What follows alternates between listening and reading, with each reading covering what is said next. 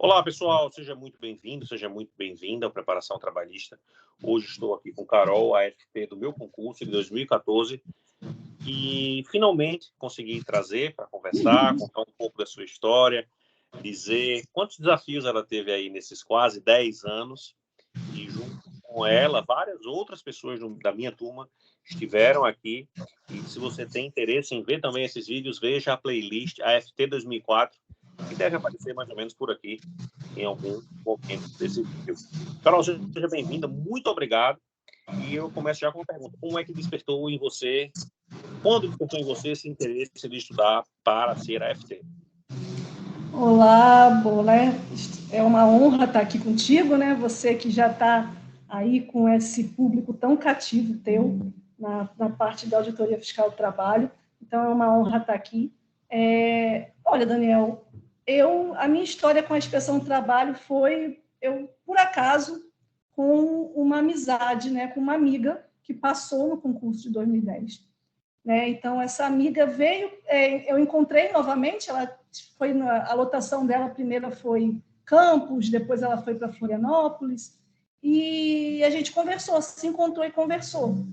E ela me contando da carreira, me interessou bastante, fiquei muito interessada na carreira, de verdade. Então, eu falei, gente, acho que é isso que eu quero para mim.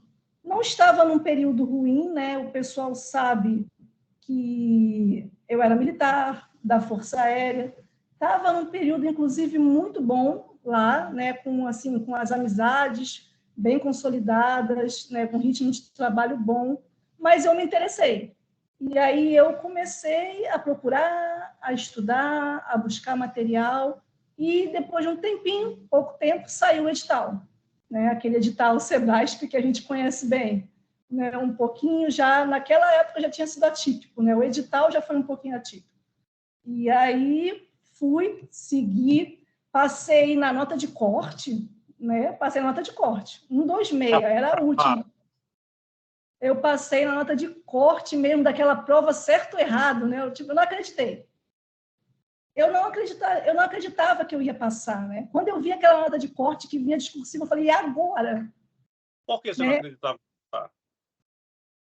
Porque, assim como hoje, né, quanta gente já se preparava e já estava no ritmo de concurso de AFT já em 2010. Eu não tinha essa noção. Só fui ter essa noção depois da prova, que eu fui procurar ver gabarito, essas coisas. Eu vi gente, mas tinha muita gente se preparando para essa prova. Já dos outros concursos, muita gente estudando. Então, eu falei assim, eu estou ali no melhor dos mundos. Acho que não vai dar para mim, não. Quem sabe no próximo.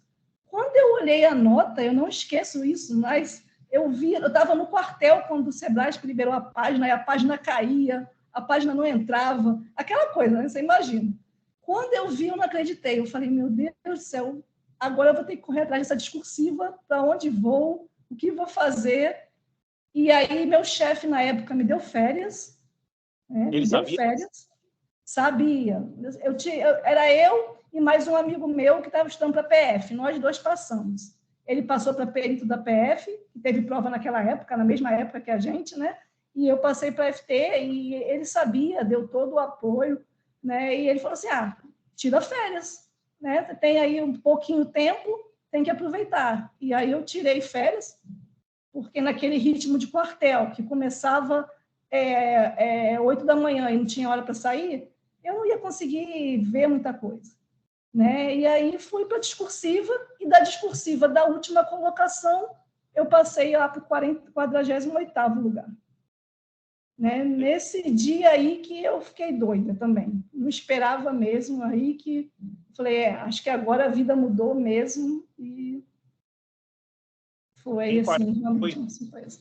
Em 48 do nosso concurso, você poderia ter pego outras lotações que não Porto Velho.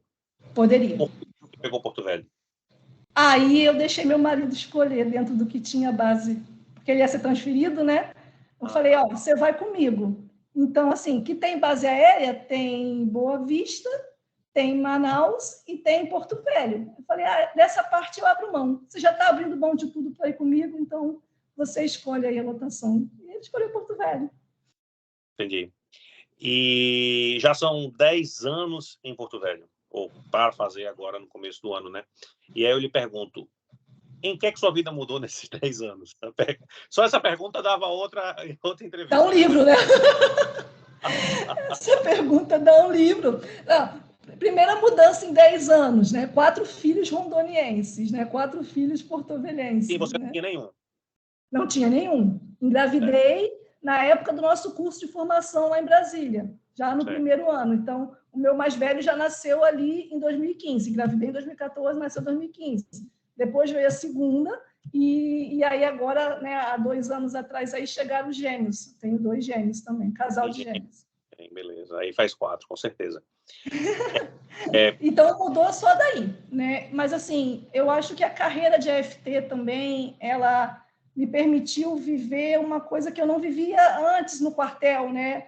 É uma ampliação de horizontes, né? Aqui em Rondônia, nós éramos, no começo era até muitos, mas éramos novatos, então a gente foi aprendendo com os que estavam aqui em todas as áreas, né? A gente aprendeu muito em todas as áreas, então eu tinha essa capacidade de fazer o meu horário, de estar fiscalizando, depois estar fazendo a continuação da fiscalização, né? A questão da autuação, análise de documentos. E, assim, eu me senti do jeito que eu queria me sentir mesmo, e por isso que eu fiz o concurso. Livre, né? E com uma função de relevante, né? Que a gente via, né, a condição do trabalhador mudar por nossa causa, e, ao mesmo tempo, com muita liberdade, né? Para agir, para atuar, para fazer o meu horário. Então, mudou muito nisso também. Eu sempre quis ser mãe, né, e eu acho que a auditoria me permitiu, né, essa condição, muito mais que no quartel, que eu entrava e não tinha hora para sair, né, e nem recebia hora extra. Amava aquilo, eu gostava muito, mas eu sabia que para o meu propósito, para mim, não cabia, entendeu? Mais. Já tinham sido 12 anos. Entendi. E a sua vida pessoal, o aspecto do seu marido também mudou, né? Mudou. Em Porto Velho, ele foi estudar medicina. E conta um pouco como é que foi essa história. Então, ele fez a prova de FT junto comigo para me incentivar, mas desde o começo, desde menino, ele sempre quis fazer medicina. Né? A gente nunca passou necessidade, mas tanto eu quanto ele, nós somos de famílias de classe média baixa, né? Morávamos, né, subúrbio, eu do Rio, ele aí de Natal, né? Então, assim, a gente realmente, a Força Aérea tirou e deu muita oportunidade para a gente, e a gente é muito grato por isso. Mas ele sempre teve esse sonho de ser médico. Então, quando eu fui fazer o concurso, né, a gente analisando ali, ele falou assim, olha, quem passar primeiro, puxa o outro, né? Vai que eu consigo também dar um jeito, fazer medicina. Fomos estudando. Naquele ano que a gente veio para cá, 2014, ele já prestou o Enem. Tá? No Enem, ele já passou para a Federal de Rondônia. Então, ele já passou na Federal aqui, né? E ficou fazendo as básicas ali, né? Até tomar a decisão, realmente vou pedir demissão da Força Aérea.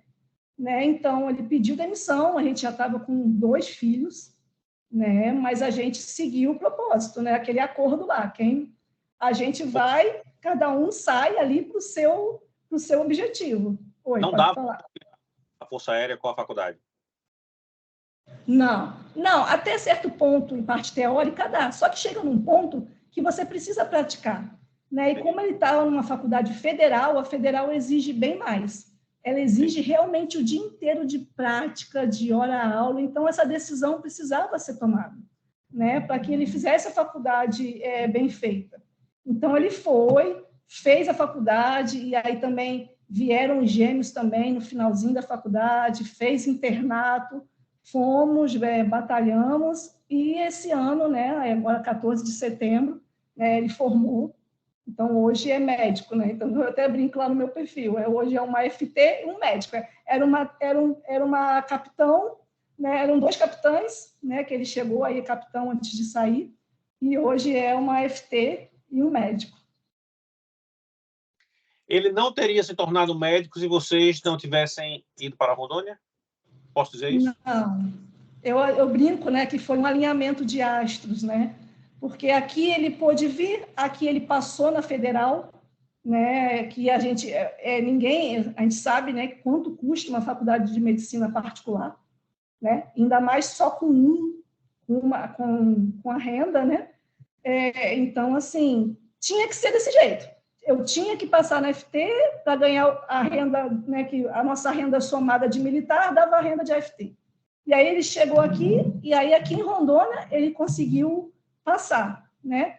Ele passou também na Federal do Amazonas, né? Mas a gente já estava em Rondônia, estava tudo certo, a gente ficou aqui em Rondônia mesmo. Então, realmente casou tudo, né? Porto Velho é uma cidade que, por mais que seja capital, não é igual a Manaus, ela permite uma mobilidade, vai e volta, que ajudou com as crianças também, que eu desse conta, né? Que às vezes uma cidade grande você não dá conta com criança, tem que deixar de manhã cedo e depois pegar só à noite, não foi assim, né? Aqui eu consegui dar conta das crianças, ia, fiscalizava, voltava, pegava na escola, né? À tarde estava junto, olhando ali, junto com a moça que cuida deles, então, assim, casou tudo, né? Foi possível, né, a gente ter, né? Claro que não foi fácil, é cansativo, mas, assim, não temos o que reclamar, né? A inspeção do trabalho, o fato de eu ter passado ajudou, né, fez com que a gente tivesse uma qualidade de vida nessa situação que ele ficou ali, né, de acadêmico, de medicina. Você não conhecia Porto Velho nem conhecia Manaus antes de tomar a decisão? Não, nem a Força Aérea, né? Eu lembro que teve um comandante da FAB que falou assim, a Força Aérea não te levou para Rondônia nem para Amazonas, e a inspeção do trabalho vai te levar. Né? Eu conhecia, no máximo, eu conhecia Belém, conheci Belém, né? Mas, assim, do lado de cá, Manaus, né? Boa Vista, Rio Branco, não conheci. Nada. Hoje, conhecendo o que você conhece, você decidiria ainda por Porto Velho? Eu pergunto e insisto tanto nisso, porque lotação, quando eu abro caixinha lá no meu perfil, é uma pergunta recorrente. Eu até deixei de responder, porque senão só ia falar sobre isso. Você ainda decide decisão por Porto Velho? Eu mantenho decisão, assim, aqui é bom de trabalhar. Hoje nós somos pouquíssimos, tá? Pouquíssimos. Hoje nós somos 6 FTs na rua. Porém, mesmo acumulando, fazendo de tudo, porque quando você, um local que tem pouco FT, você não pode se especializar em nada, não tem como. Mas mesmo assim, foi uma escola, tem sido uma escola, e eu gosto de chegar e fazer desde o trabalho escravo até o portuário, né, até a informalidade, tudo isso a gente aprende muito. Conta um pouco o seu início de fiscalização aí, porque eu já contei um pouco da minha experiência em Manaus, e aí a minha experiência, a gente chegou num dia, tomou posse, no dia seguinte começamos treinamento com os AFTs de lá, passamos aí umas 3 semanas, 4 semanas, fomos para Brasília, que a gente conheceu todos os demais, passamos aquela temporada em Brasília. Quando a gente voltou, a gente teve treinamento com vários outros auditores que vieram de outras regionais, que não Amazonas. Aí foi mais outra, sei lá, 5 semanas. Depois voltamos a Brasília, depois voltamos a fiscalizar. E aí você acha que você está pronto e você não está. Até na entrevista que eu fiz com o Flávio Nunes, minha primeira OS foi para desinterditar um estaleiro. Eita! Como é que foi a experiência de vocês aí? Chegaram, foi mais ou menos assim? Conta um pouco. Não, chegamos aqui, tivemos esse acompanhamento, né? Tinha uma equipe aqui dos AFTs que estavam aqui, que ficaram responsáveis pelos nossos treinamentos. Então, eles foram, né, com a gente, eles iam mesmo, eles olhavam os autos, era uma equipe boa e grande aqui, né? Hoje ninguém desses está mais aqui.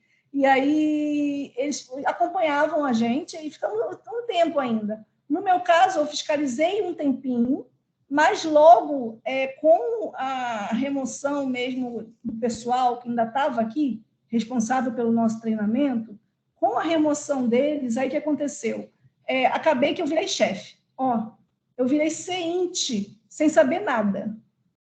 CEINT, para você ver. E aí fui começar a tentar entender, colega antigo ajudando, ninguém queria ser chefe, sobrou para a novata, que ainda estava grávida, né? Então, assim, eu fiquei um tempinho como CEINT, aí depois voltei, depois da licença maternidade, Aí fiquei uns anos como aqui chamava de NEFIT, né? Agora é SFIT, pela parte de legislação. Fiquei uns anos ainda como chefe, né? Esse ano deixei a chefia agora no começo do ano. Então, agora eu estou na rua. Mas, assim, nunca parei de fiscalizar. Tirando esse tempo que eu fiquei na CEINT, passei um perrengue lá, nunca deixei de fiscalizar. Mas a gente nunca pegou uma bomba, tipo assim, que você pegou aí um estaleiro desinterditando, não. A gente faz interdição, né, desinterdita, mas, assim, foi aos poucos. E sempre com a ajuda do pessoal que estava aqui. Foi bem... Essa transição foi tranquila. Um ou outro perrengue, mas nada demais, não. Pronto. Para quem não sabe, porque essas perguntas vão surgir, a CEINC é a seção de inspeção, que hoje é uma seção de fiscalização, e é o auditor que responde, que é o chefe de todos os auditores. É a função que eu ocupo hoje aqui no Rio Grande do Norte, e em cada estado tem um. Você está numa função dessa num estado como o meu, tem desafios. Eu fui sem substituto em Mato Grosso e era do NEFIT em Mato Grosso. Os desafios são outros. Mas você queria ser chefe, porque assim, você tornou-se FT pela liberdade, etc. Logo no começo você já estava dentro de uma estrutura que não é tão solta, que não é tão independente, você está ali dentro da burocracia. Como é que foi essa eu aceitei. Não, eles me propuseram, não foi nada imposto, não. Eu aceitei ficar por um tempo como chefe, até porque eu tinha experiência de chefia de quartel, tinha sido chefe de seção de licitações, tinha sido chefe de rancho com mais de 100 militares. Então, eles vieram trazer para mim, pelo meu perfil, perguntaram se eu poderia assumir, porque ninguém queria. Então, eu aceitei por um tempo, sim, né? Fiquei, mas foi assim, totalmente... A gente não sabe, né? Ninguém é obrigado, né? Ninguém é obrigado a ser chefe. Mas, assim, foi um desafio. E, assim, eu me senti, né, na obrigação de ajudar também ali. Porque a gente estava ali no começo, em Rondônia, muito unido, estava todo mundo junto, o pessoal mais antigo treinando a gente. Então, assim, a gente acabei aceitando mesmo pela experiência que eu tinha e para ajudar, né? E eles me ajudaram. Na CEINT, eles foram me ajudando a lidar com tudo. Não foi, assim, catastrófico, não. Foi difícil, mas catastrófico não foi, não. Você ficou quanto tempo na CEINT? Olha, acho que fiquei quase um ano. Aí depois você foi ser o quê? Chefe do NEFIT? Aí fiquei só com o NEFIT, em termos de chefia, né? Mas sempre fiscalizando. Aí com o NEFIT, sempre fiscalizando. Aí o NEFIT, você ficou como chefe do NEFIT. O NEFIT é o núcleo de fiscalização, que hoje chama setor de fiscalização, que cuida da parte de legislação trabalhista. Estou explicando porque muitas pessoas não conhecem nossas siglas. Aí você ficou como NEFIT até quando, mais ou menos?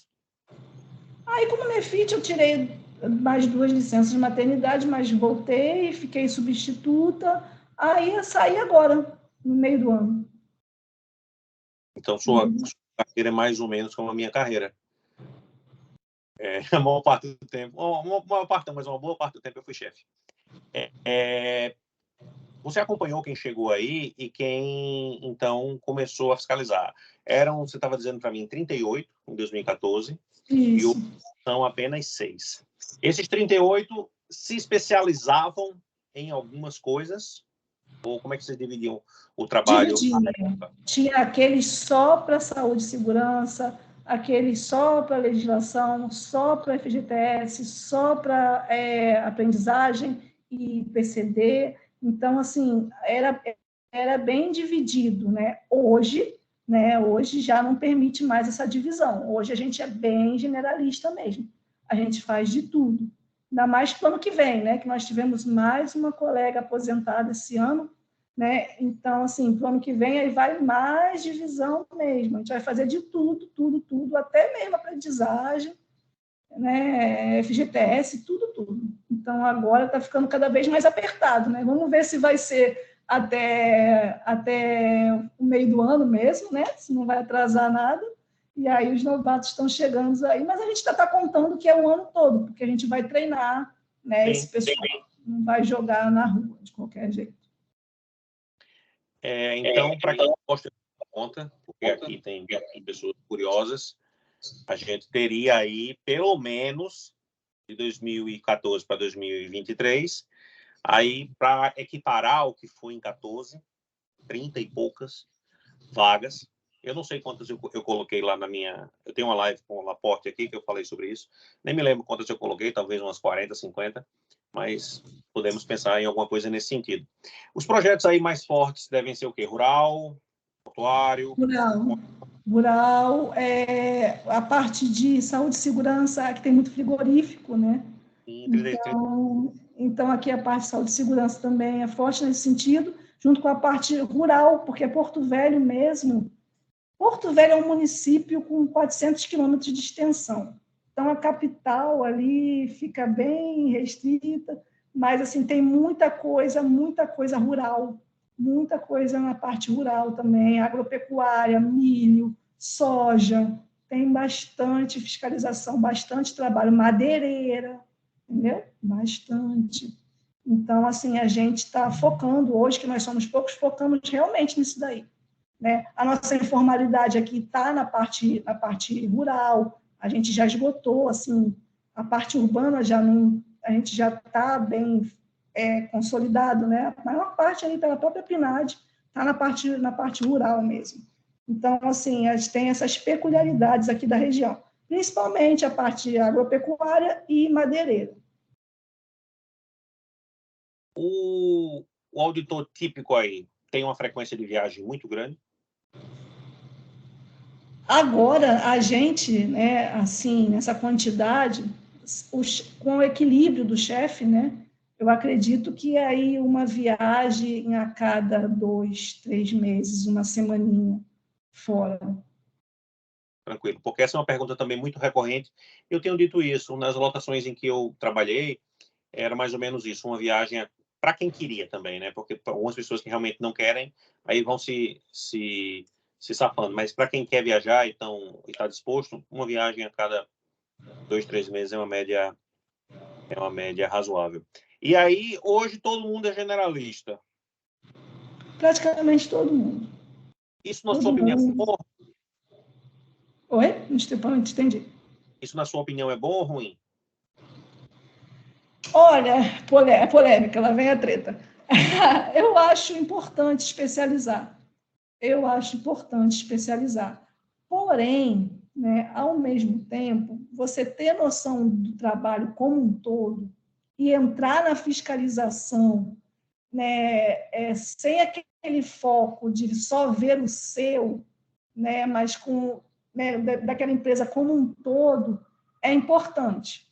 Né? Assim, talvez o mundo ideal é o quê? É dentro de um ambiente de fiscalização, dentro de uma empresa, né, ter englobar, né, ter englobado tudo, né, cada especialista ter sido englobado naquilo ali. Esse é o mundo ideal, né? A gente sabe que não acontece isso, né? Mas assim, é complicado a gente entrar num ambiente de trabalho. Eu vim para ver SST, eu sou especialista em SST, e tem uma informalidade e uma fraude na tua cara, entendeu? Então, assim, é complicado isso. Eu entendo que isso é complicado, eu acho até perigoso para a carreira, mas, assim, a especialização sempre é melhor, né? Você ter um especialista mesmo em SST, alguém que entenda, né? Como tem esses nossos colegas aí maravilhosos que a gente sempre demanda eles para poder nos ajudar, isso é muito importante. Mas eu acho que não pode quebrar, né, esse olhar completo, né? Porque às vezes assim, você pode ajudar um trabalhador em outro aspecto que não é da sua especialização, que está ali, né, na sua cara. Mas eu acredito assim que eu vou mais pela especialização, sim. Eu não acho que todo mundo tem que fazer tudo, não, porque perde-se muita coisa. Ninguém consegue saber tudo, né? Hoje, nas redes sociais, falam muito dos tudólogos, que querem falar sobre tudo na rede social, que nem sabe, né? Mas quer falar. Então, isso é muito perigoso. Então, eu acho que tem que especializar, sim, porém, sem perder essa preocupação com o todo. Né? Nem que seja para acionar, para pedir ajuda na OS, mas tem que ter essa visão. Mas ainda sou a favor da especialização. Sim. E para corroborar com o seu entendimento, as relações trabalhistas hoje elas são muito complexas, tanto no aspecto jurídico quanto no aspecto de saúde e segurança no trabalho. Então, é natural que uma especialização ajude na compreensão melhor desses fatos. Até porque quem vai estar do outro lado provavelmente é um especialista. Então, se você vai interditar e vai, por exemplo, conversar com o preposto da empresa sobre NR12, ele vai ser um engenheiro. Se for a respeito do NR32, ele deve ser um profissional de saúde. Se for NR13, também pode ser ou 10, também vão ser engenheiros, eletricistas, mecânicos, a depender da especialidade. Então, a gente também teria que estar num nível de conhecimento avançado. Pena que com poucas pessoas fica mais complicado fazer isso, né? Infelizmente fica inviável, mas né, vai melhorar. 2024 vai melhorar. Vão chegar novos colegas, né? Vão chegar aí. Fala-se mesmo em 40. Né? Aqui em Rondônia ainda tinha uma expectativa, não sei se vai vingar, mas vou dar um spoiler. Existe uma expectativa aqui em Rondônia, porque Rondônia é muito grande. Por exemplo, para eu chegar num município aqui como Cacoal, né? Isso acontece aí em Natal. Uma horinha eu estou em João Pessoa. Mas, assim, aqui em Rondônia, para eu chegar em Cacoal, eu tenho que andar 8 horas de carro. Entendeu?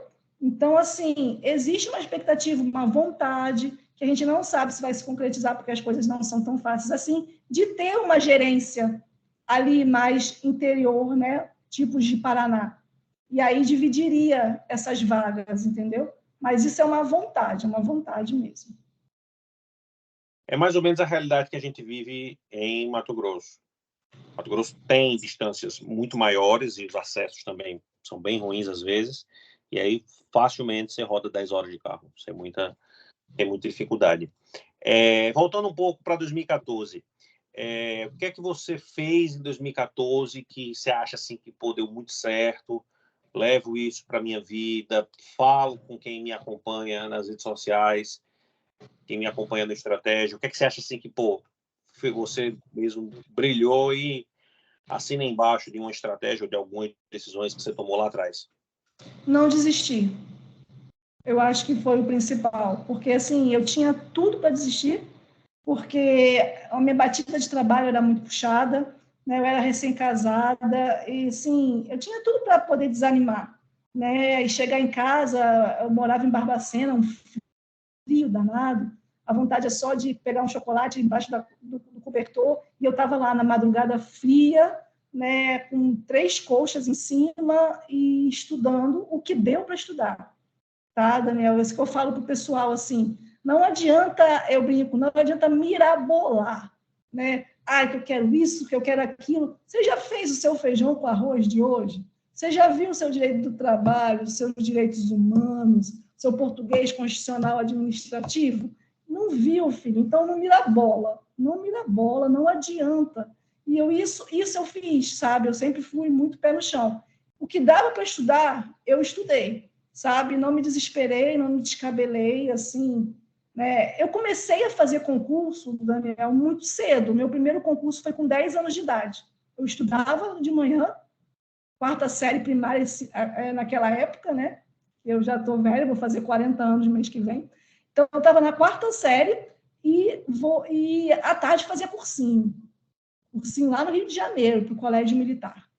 Meu pai me levava, né? Meu pai me levava e, assim, eu tive essa batida. Então, assim, eu sou acostumada a estudar desde essa batida aí. Né? Não passei nesse, do Colégio Militar, de 5ª série, voltei para o cursinho na 8ª série, fiz cursinho também, fiz turma especial de colégio, aí passei em 3º lugar no concurso de 8ª série. Aí que eu fui para o Colégio Militar, depois fiz prova para a AFA, passei para a AFA também, e aí, quando já estava na Força Aérea, eu abracei essa oportunidade de ser auditora fiscal. Mas, assim, eu nunca tive uma batida de concurseira, assim, puxada, de vários concursos, mas eu já sou acostumada a fazer prova de concurso desde pequenininho, entendeu? Então, assim, eu sabia que eu não podia desistir, que eu não podia parar, né? Então, eu não desisti. O que eu falo para o pessoal hoje é, se você desistir, vai adiantar alguma coisa? Se você se desesperar, vai adiantar alguma coisa? Se você continuar, tem grande chance de passar. Esse concurso, então, é mais um concurso totalmente atípico. Eu não sei se você concorda comigo, não vi sua opinião a respeito, mas, assim, o pessoal que chegou depois, com esse tipo de concurso, assim, que a gente não sabe o que esperar dele, tem muito mais chance. Tem muito mais chance. Eu estou trabalhando com concurso público há 5 anos. Há 5 anos que eu já estou trabalhando, tenho aluno aprovado na Receita, EBSER, concurso administrativa, Receita Federal. Então, assim, eu vejo, a batida não varia muito dos concursos. Né? Essa questão de que a fila anda. Se você não desistir e continuar, não tem erro. Né? Uma hora você vai passar. Ah, mas esse concurso de AFT só vai acontecer agora, vai demorar a ter outro, demorou 10 anos para acontecer. Então, mergulha, entendeu? Então, assim, uma coisa que eu fiz naquela época que deu certo, que permitiu eu estar aqui, é não ter desistido, porque eu tinha todas as condições para desistir, até porque eu não estava envolta nesse ambiente do concurso, né, que eu vejo vocês já estavam ali, eu conheço a carreira, eu já conheci um concurso anterior, eu não tinha essa noção. Eu falei, por que eu vou fazer essa prova? Não tem nada a ver. E eu mantive, fui firme. Então, acho que hoje, para quem está aí, é focar, fazer o feijão com arroz, esperar as surpresas que vão vir aí, que virão surpresas, né? O concurso é totalmente novo, a banca é totalmente atípica. Então, assim, precisamos mesmo não desistir. Né? Eu acho que quem chegar lá, quem for um dos 900 aí, né, mais os que vão ser chamados depois aí, que já falaram, vão ser aqueles que não desistiram. Perfeito. Você conseguia fazer, em média, em 2013, quantas horas por dia ou por semana? Olha, a maior parte dos dias era 2h30, 3 horas. Aí chegava um dia, outro que eu estava mais inspirada, chegava mais 4 horas, mas nunca consegui passar disso. E aí, os fins de semana, você se dedicava um pouco mais? Sim. Aí pegava um pouquinho mais, né? Umas 5 horas, 6 por aí. Então, você estava aí naquelas 20 horas semanais, mais ou menos? Isso. Pois é. Porque, assim, aí já é ilusão, né? Quando eu abro a minha caixinha, tem gente dizendo que precisa fazer mais de 90% do que resolve no QC. E precisa... Tem uma pessoa que disse que estuda... Quanto é que era? Acho que era 13 horas por dia, todos os dias. Mas ninguém faz isso. Pois é. Mas, assim, as pessoas devem colocar na conta, eu acho, a hora que ela abre o livro de manhã e a hora que ela encerra de noite fazendo questão no QC, computa o dia inteiro e fala que são 13 horas. Porque não são 13 horas na cadeira. Bem mais complicado fazer isso. E se estiver fazendo, não rende. Você entendeu? Se estiver fazendo, não está rendendo. Isso já responde outra pergunta que também muita gente me faz. Se eu começar a estudar agora, estudar 10 horas por dia, dá tempo? A primeira parte da pergunta, se dá tempo, fica até calado, se começar agora, né? Mas as 10 horas por dia é que eu acho... Antes ou depois do burnout? Pois é, entendeu? Então, assim, o seu exemplo, ele traça um paradigma interessante. E eu gostei muito da frase que você falou, não adianta mirabolar. Se não vier outra melhor, eu vou colocar essa como o subtítulo da nossa conversa. Se você tivesse, neste momento agora, dia 13, eu não gosto muito de falar a data nos vídeos, porque os vídeos, por razões óbvias, ficam datados, né? Mas eu vou abrir a sessão e vou falar. Se você estivesse estudando hoje, dia 13 de dezembro, para um edital que talvez saia dia 20, dia 22, ou saia só em janeiro, o que você faria nessas últimas 2, 3, 4 semanas? Se fosse a Carol de 2013, o que você acha que poderia ser o mais relevante para essa sua base na qual o edital sair? Nesse contexto de CNU, o que eu falo ali para os meus alunos, né? Nesse contexto de CNU, eu ia atrás do meu rendimento e do meu foco naquilo que eu sei que vai cair, primeiramente. Eu ia fazer essa análise. Eu estou bem em português? Eu estou bem em constitucional? Eu estou bem em administrativo? Eu estou bem em direito do trabalho? Eu estou bem em direitos humanos? Eu estou bem em SST, em normas regulamentadoras? Eu estou bem nisso? Então, eu vou dividir o meu tempo para ficar bem no feijão com arroz mesmo, nisso daqui. Né? Por quê? Porque a gente sabe que pode vir muita coisa aí. Primeiro, né, uma coisa que me incomoda muito, que eu sempre falo, até agora a gente não ter sabido se a Previc realmente foi atendida de sair do bloco ou não, é péssimo. Né? Porque a Previc pediu para sair do bloco, e aí depois veio a ministra dizer que o concurso não foi feito para que haja órgãos sozinhos em blocos, senão não adiantaria, entendeu? Então, assim, a gente não saber isso já é péssimo, porque a Previc não tem nada a ver com a FT, elas vão ter, se eles vierem juntos, a prova vai ficar prejudicada para a gente. Tá? Então, isso aí já é muito ruim. Agora, a gente sabendo que está vindo sozinho no bloco, que é o que deveria ter acontecido, sempre a gente fazer uma prova sozinho, a gente tem as matérias que a gente sabe, né, que tem que cair, que vão cair. Só que agora vão ser 2 tipos de prova. Tende-se a ser menos elaborado, entendeu? Tende-se a ser menos detalhado. A gente tem que saber o grosso mesmo. Não dá tempo num dia de prova de vir, né, aquelas discursivas que a gente fez naquela época, lembra? 2 dias de prova? Lembra daquilo? Não vem mais, meu povo, não vem mais. Né? Aqueles detalhamentos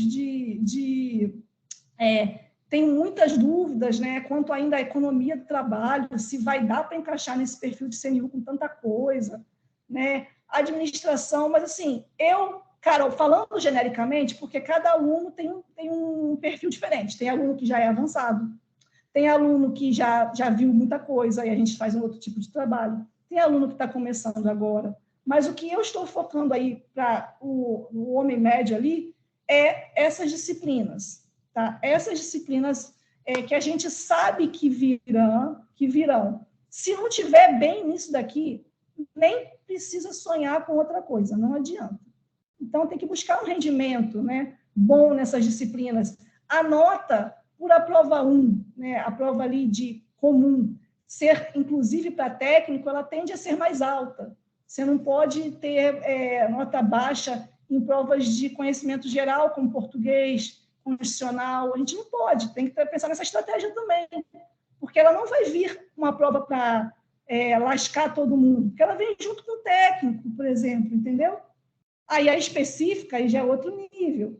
Então, assim, são várias estratégias, mas eu, se tivesse falado assim, Carol, uma estratégia é fixar bem, né, o feijão com arroz, não inventar, né, buscar ali, né, o rendimento bom, né, nessas disciplinas, estar conhecendo cada ponto ali e ter uma porcentagem de acerto alta nas questões, né? Principalmente por quê, Daniel? Porque eu não acredito nesse apego a 6 Gran Rio como padrão 6 Gran Rio.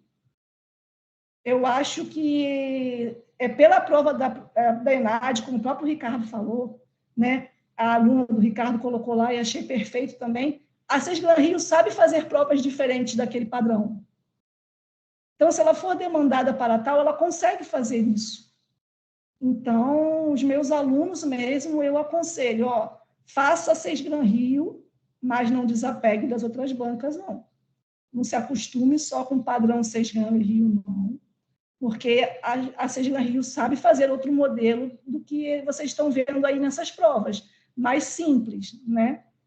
Afinal, né, é um CNU que prometeram que não vai ser aquela decoreba, e, ao mesmo tempo, é a prova de FT. É uma carreira de Estado com um salário alto. Então, também não acredito em qualquer prova. Acho que saíram essas dicas. Focar no feijão com arroz e não se apegar demais a só questões Cis Gran Rio, não.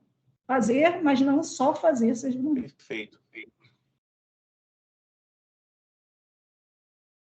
Perfeito. Enquanto eu lhe esperava aqui, eu estava respondendo uma caixinha e eu sugeri que a pessoa selecionasse as questões, em primeiro lugar, por ano, em segundo lugar, por banca, e em terceiro lugar, só por cargo. ou seja, fazer as questões que sejam mais atualizadas, e aí, naturalmente, Ceslan Rio vão ter poucas, e aí pegar as mais atualizadas por bancas, e, por último, pegar as mais atualizadas por cargo, que aí, se você for pegar a questão de FT 2013, não vai fazer, muitas vezes, muito sentido para a nossa amostragem. Caminhando já para o final, eu lhe perguntei o que é que deu certo, tá? E aí a gente gastou 15 minutos nisso. E o que é que deu errado? Tipo assim, você não sabia que as pessoas faziam determinada coisa, só veio saber já muito perto da prova, ou quando foi fazer o objetivo, ou quando foi fazer a discursiva, ou só quando começou a carreira, ou quando começou a trabalhar com o concurso. O que é que você acha que hoje, você olhando para trás, e que se você tivesse inserido na sua rotina, teria sido melhor? Eu acho que foi o estudo das NRs. Eu dei sorte, naquele ano não caíram tantas, e eu não tive tempo de mergulhar, né, no estudo devido, e eu senti falta depois, eu tive que correr atrás depois do concurso. Na verdade, eu dei sorte, né, não era o padrão que deveria ter seguido, mas, assim, eu não tive tempo, né, de mergulhar mais, e deveria ter mergulhado mais nas NRs para a carreira, né? Acabou que não deu errado, mas foi algo que eu fiz errado, entendeu? Eu não entendia a importância das normas regulamentadoras, e como eram várias, né? Eu não tive como mergulhar. Eu acho que isso daí que eu senti falta depois da carreira, que eu mergulhei sozinha, né? E que eu dei sorte na prova. Eu digo que foi sorte mesmo, porque eu não consegui estudar tanto a NR como eu deveria. Eu não sei aí como é que vem essa prova agora, mas fugiu totalmente do padrão naquela época. Eu hoje não recomendo isso, não falo isso para ninguém, entendeu? Não faça isso, não, porque foi totalmente atípico. Eu vou conversando com você, assim como converso com outros auditores, e vão vindo as perguntas que as pessoas fazem nas minhas caixinhas. E agora eu lembrei de outra, que nem estava aqui no script para lhe perguntar, mas eu vou lhe perguntar. Um CNU com diversos órgãos, com muitas matérias, faria sentido não ter tanta NR como em 2013?